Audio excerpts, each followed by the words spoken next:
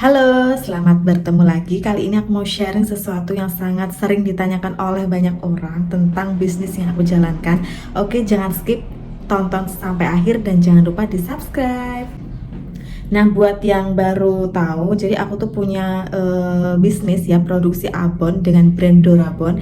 Itu kita juga selain online, dijual secara online, kita juga kerjasama dengan banyak mitra toko, minimarket, swalayan hingga supermarket seperti itu dengan sistem konsinyasi. Nah, kali ini banyak yang nanya, ini susah loh masukin produk agar jadi supplier ke supermarket besar seperti itu. Jadi di sini karena aku sudah alhamdulillah sudah melalui itu, aku mau sharing tips dan trik agar produk teman-teman semua juga bisa masuk supermarket seperti produk aku.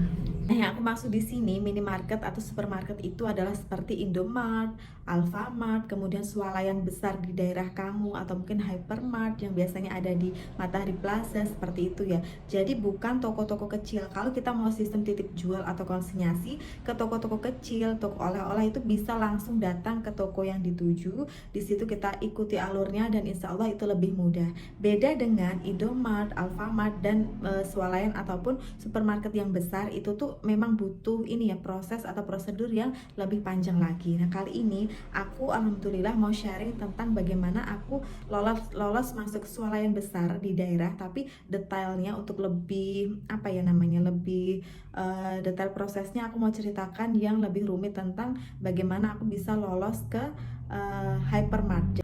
Oke, langsung aja bagaimana langkahnya. Kita nggak langsung ke teknis yang itu sebenarnya akan sangat rumit karena kalau kita tidak berhadapan langsung akan susah untuk aku jelasin. Kali ini aku mau bagi tips triknya bagaimana 3 langkah penting agar kita berhasil menjadi supplier sebuah supermarket gitu. Yang pertama adalah kita siapkan produk kita agar layak. Jadi kita siapkan kelayakan produk kita. Nah, kan kita punya produk, nah nggak mesti kan produk A, B, C semuanya akan diterima, pasti ada kurasi atau penyeleksian produk di situ. Nah, kali ini yang pertama yaitu kita harus siapkan produk kita. Kita harus pantaskan produk kita. Pantas nggak sih kalau produk itu dipajang di rak supermarket? Pantas nggak sih kalau kemasan kita jelek atau produk kita itu kualitasnya nggak bagus? Yang mana bisa gitu. Jadi yang pertama kita harus siapkan produk yang kita punya.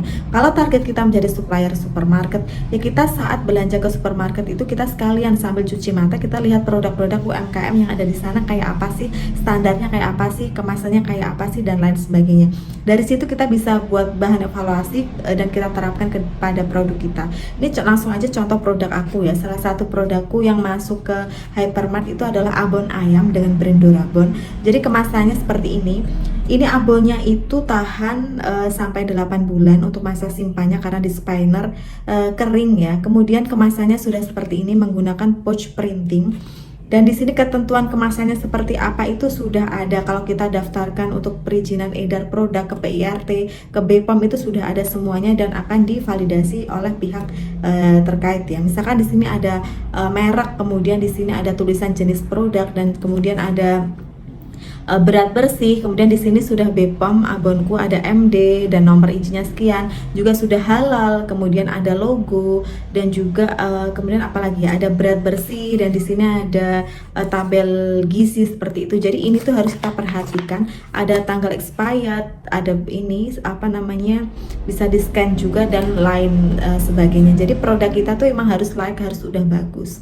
Jadi untuk menciptakan produk ini selain produknya bagus, perizinan kita sudah harus lengkap dan dokumen-dokumen yang diperlukan itu harus ada seperti itu. Misalkan sertifikat halal atau sertifikat BPOM, MD atau mungkin PIRT seperti itu harus disimpan dan nanti disertakan saat proses pendaftaran. Dan juga kita harus tahu masa simpan produk kita ya. Biasanya kalau misalkan abon kan bisa berbulan-bulan, itu lebih mudah untuk untuk perlakuannya selama di supermarket. Beda kalau produk kita misalkan untuk produk basah itu pasti ada bagian penerimaan tersendiri gitu. Jadi kita harus paham tentang produk kita agar kita bisa membuat pihak supermarket itu percaya kalau produk kita tuh emang layak untuk menjadi supplier di situ gitu.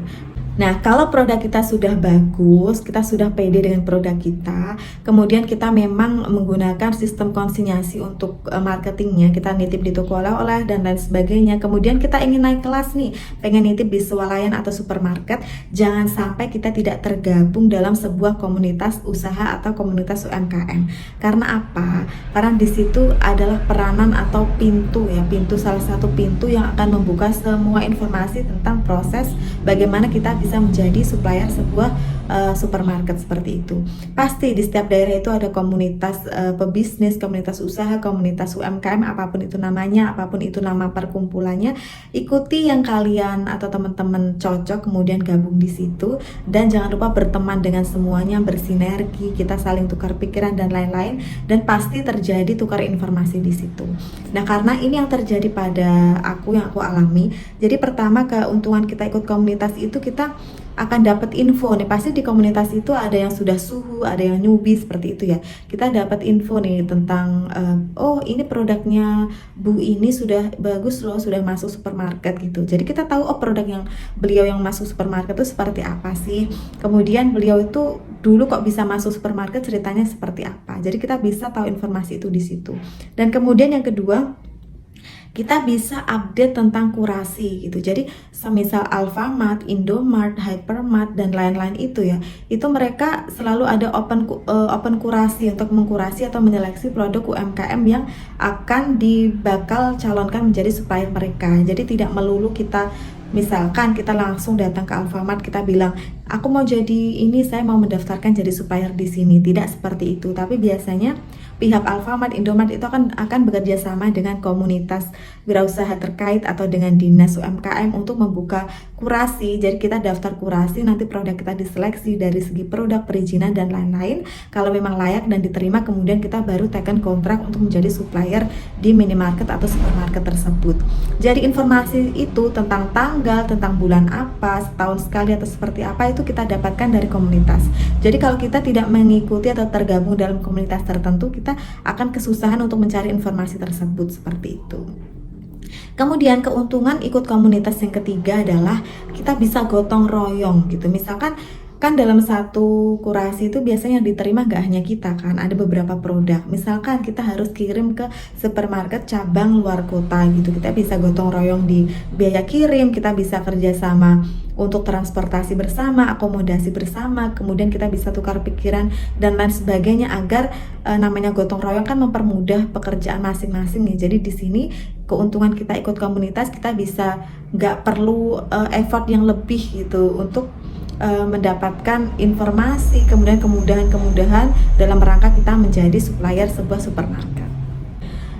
Nah itu tips kedua tadi. Kemudian tips ketiga yang terakhir ini, kita harus pahami kesepakatan kerjasama. Jadi kita harus memahami kesepakatan kerjasama karena akan berbeda-beda di tiap pihak yang kita ikuti ya. Misalkan kalau kita jadi supplier Indomart, itu ketentuannya seperti apa, mereka marginnya berapa, harga pokok dari kita berapa, kemudian kita harus kirim berapa waktu sekali dan lain sebagainya, itu kita harus tahu itu. Jadi dari situ kita harus memastikan kalau ada win-win solution, jangan sampai kita berhasil menjadi supplier pihak tersebut tapi kita mengalami kerugian karena harganya nggak cocok. Jadi jangan sampai seperti itu karena emang pernah kejadian. Jangan sampai kita gengsi aja bisa masuk tapi kita nggak dapat margin seperti itu. Kemudian selain itu kita juga jangan telat untuk pengiriman, jangan sampai stok kita kosong. Pokoknya kita harus pelajari nih apa yang pihak supermarket atau minimarket itu tawarkan dan kita sesuai nggak gitu. Kalau misalkan mereka mau begini, nah kita bisa nggak menyanggupi, atau kita mau begini mereka bisa nggak menyanggupi seperti itu. Jadi harus ada win-win solution di situ. Misalkan produknya harus ada kode produksi, wah wajib dong, wajib kita harus menaati seperti itu. Atau mereka pengen setiap 2 minggu sekali dicek produknya untuk stok dan lain-lain, ya kita harus mengusahakan itu gitu. Jadi dalam kerjasama ini sebenarnya tetap ada ini ya, konsekuensi. Kita harus mengikuti peraturan sesuai surat kontrak yang sudah kita tanda tangani kalau kita diterima, seperti itu.